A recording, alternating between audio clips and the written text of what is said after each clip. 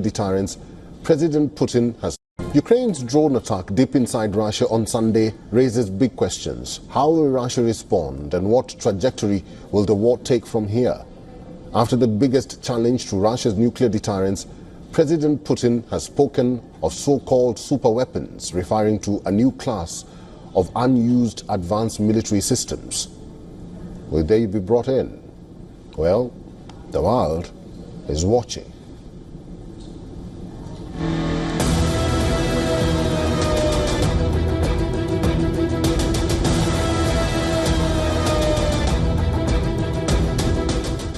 June 1. Ukrainian drones strike strategic bombers at 5 Russian air bases. Over 40 planes claim to be 34% of Russia's bombers destroyed, some capable of even carrying cruise missiles.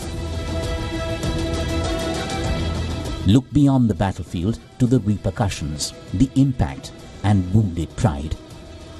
All eyes are now on the potential blowback from the challenge to the Russian ego.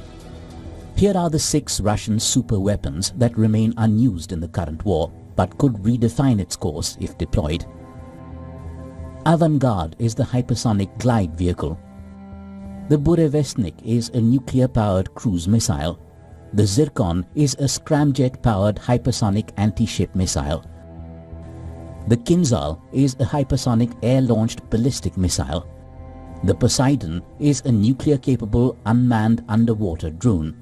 And the Sarmat super heavy MIRV-equipped intercontinental ballistic missile.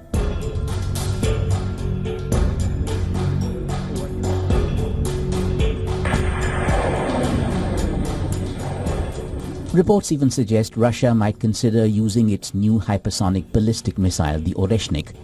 The Oreshnik has been used in significant escalations in the past, like the attack on Dnipro. Expect the backlash to take dimensions outside the battlefield too, intense and a strong message to boot. In the form of a stepped-up cyber and information war, diplomatic channels may be leveraged to warn Western nations against supplying advanced weaponry to Ukraine. And there's the nuclear question. Actual use remains unlikely, but rhetoric will certainly be ramped up to signal the seriousness of its red lines. There's little doubt that NATO nations are bracing for Moscow's next move. The last few weeks have shown that talks held have been no deterrent to a military onslaught. More missiles and more messaging are likely round the corner. Bureau Report, WION, World is One. We earlier spoke to Mr. Ben Aris, who's a founder and editor-in-chief of BNE IntelliNews, and this is what he told us. Russia still has plenty in reserve, and so it's going to be able to carry on firing these missiles with the other planes it has.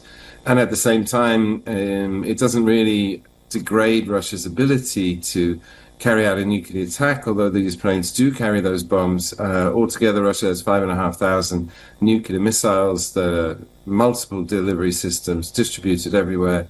The Iskander that's parked in Kaliningrad can still hit Ukraine. And it has lots of options. So I think in practical terms, it doesn't really degrade Russia's military ability to continue to hurt Ukraine. But as you suggest, it's definitely going to be punished because Ukraine is what it's done. It's an audacious attack deep inside Russia. And until now, the bulk of the fighting has been carried out on Ukrainian soil.